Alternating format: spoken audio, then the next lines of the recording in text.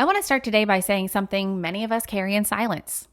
Parenting a child with a disability, especially when it's lifelong, complex, or rare, is unlike anything most people can understand. We are often the first to speak and the last to sleep.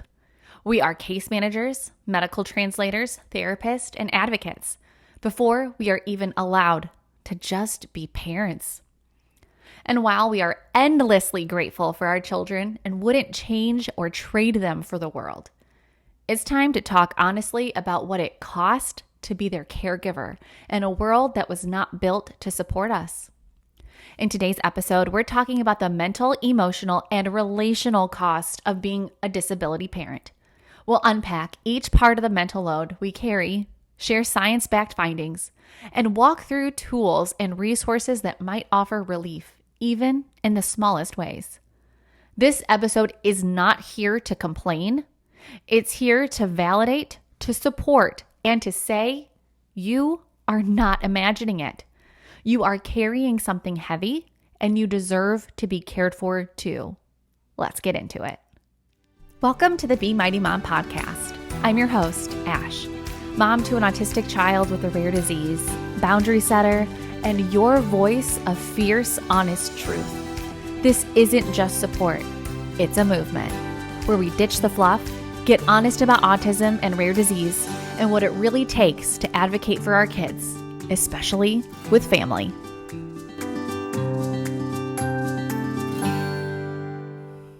Let's begin with the part we whisper about the most, our sanity. I've heard this so many times from parents, myself included. I feel like I'm losing my mind. And there's a real reason for it. A 2020 study published in the journal Pediatrics found that mothers of children with developmental disabilities had stress hormone levels comparable to combat soldiers. Let me say that again. Combat soldiers.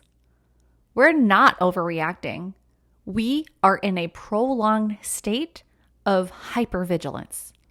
We're always on alert for medical emergencies, especially if we have sensory-seeking children with rare diseases, preparing for meltdowns in public, monitoring food intake, especially if there are severe allergies involved, therapies, routines, advocating, documenting, researching, daily. Sleep deprivation is another huge part of the picture. According to a 2019 review in the Journal of Autism and Developmental Disorders, parents of autistic children sleep less. And what sleep they do get is often disrupted. Sleep deprivation is directly linked to anxiety, depression, and decreased immune function. So, what do we do? Here are some tools and resources for mental overload. There are mindfulness apps for caregivers. You can try Insight Timer, Headspace, or Curable for chronic stress and pain support. There's a crisis text hotline where you text in all caps HOME to 741-741 for free confidential support in a crisis. You can find online support groups. You can search for disability parent support on Facebook, Reddit, or even through Be Mighty Mom. We do have a group chat on both Substack and Instagram where I'm sending you pep talks every day of the week. Most important is therapy. Look for trauma-informed therapists who understand chronic caregiving. Psychology Today has a filter just for this. And most of all, give yourself permission to not handle it all. You are not failing.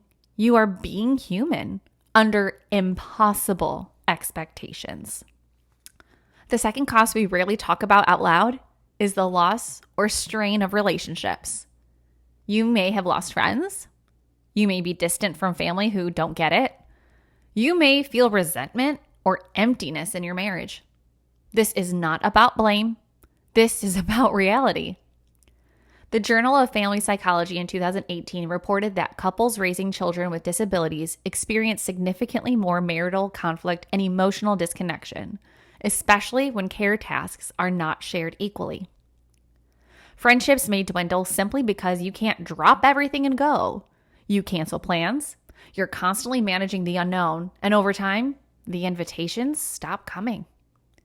Even your relationship with yourself can suffer. Who am I other than a caregiver? That loss of identity can make us feel invisible. Actually, somebody said, "You must feel so alone." My response, I don't even feel like an island. I feel like driftwood. Here are some tools and resources for relationship strain. Look into couples therapy. There are counselors trained in chronic stress, disability parenting, or medical family therapy. Many offer virtual, so you can do the appointments when your child is sleeping. There's this friendship maintenance tip. You can try a check-in ritual, a monthly voice memo to a friend you miss. It helps keep connection alive. Solo identity time. Even 15 to 30 minutes a week of something that's just for you. Writing, walking, journaling, art, maybe just driving around the block can rebuild self-trust. There's also a ton of books that you can look into. Try The Deepest Well by Dr. Nadine Burke Harris and Burnout by Emily and Amelia Nagowski. Both validate caregiver burnout and trauma responses. You are allowed to grieve the relationships you lost, and you are allowed to build new ones that actually see and hold you. Moms like us sometimes just need a moment. Moment is 0 sugar, 10 to 15 calories, and made with natural ingredients like ashwagandha to help you feel calmer, more balanced, and re-energized. So the next time you need to catch your breath but can't stop, your meditation will be ready for you wherever you are. Head to drinkmoment.com and use code BeMightyMom in all caps for 15% off. That's drinkmoment.com. Enhance your mood and stay in the moment. Here is a huge one for me. The absolute inability to trust others with your child's care. My son is autistic with multiple rare and uncommon diseases, and every single one requires certain type of attention between seizures, autism, a rare disease that doesn't even have a name but causes bone growth if he falls, or has any type of inflammation or injury, even a bug bite.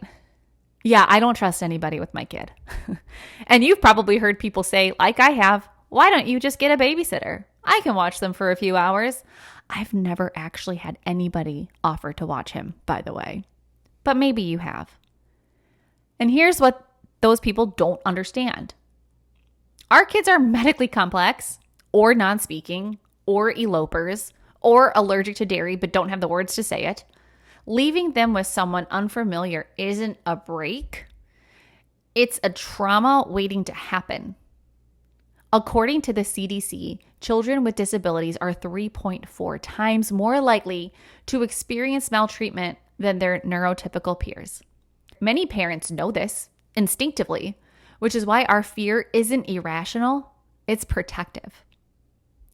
Here are tools for managing trust and care fatigue, if you decide to look into that.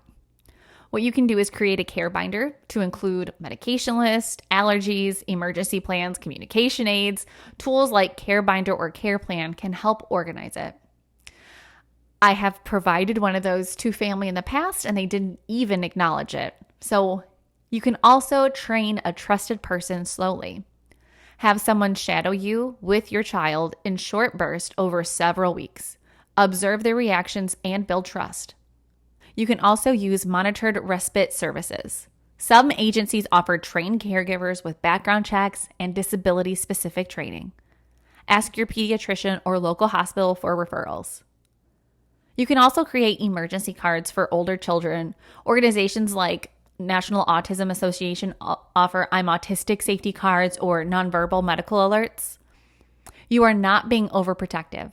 You are parenting from a place of deep awareness that matters. Whew. And now the most painful part for a lot of us.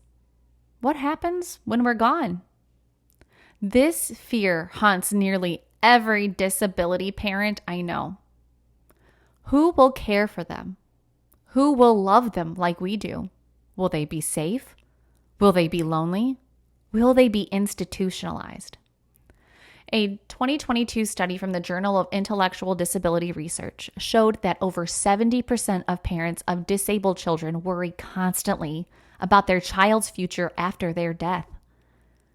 This isn't just anticipatory grief, it's a crisis in slow motion. Here are some tools for planning in the future. Special needs trust. These allow you to set aside money for your child without impacting their eligibility for government benefits. Look for disability estate planners in your area. Create a letter of intent. This is a non-legal document describing your child's daily routine, preferences, triggers, communication needs, and more. It serves as a roadmap for future caregivers. Create an ABLE account. These are tax advantage savings accounts for people with disabilities that do not count against SSI limits up to a certain amount. Circle of care plan. Create a team of people, siblings, cousins, family, friends who understand your child and are willing to be part of a care team when you're gone. It's hard to think about, but planning even one step today creates safety for your child and a little bit of relief for you. This episode was kind of hard, right? So I want to leave you with this. You are not weak for feeling this way. You are not dramatic for wanting something better for your child and for also wanting something better for you. You are living inside systems that were never built to hold your reality, surrounded by people who could never understand it and some who won't even try. And still, you rise, you show up, you advocate, you fight, and you love. This mental load, it's real. Even if the world doesn't always see it, I do. And others like us do too. There are tools, there is support, but more than anything, there is a community. Come find us, stay with us. Let's keep rising together. Until next time, stay grounded, keep rising, and stay mighty.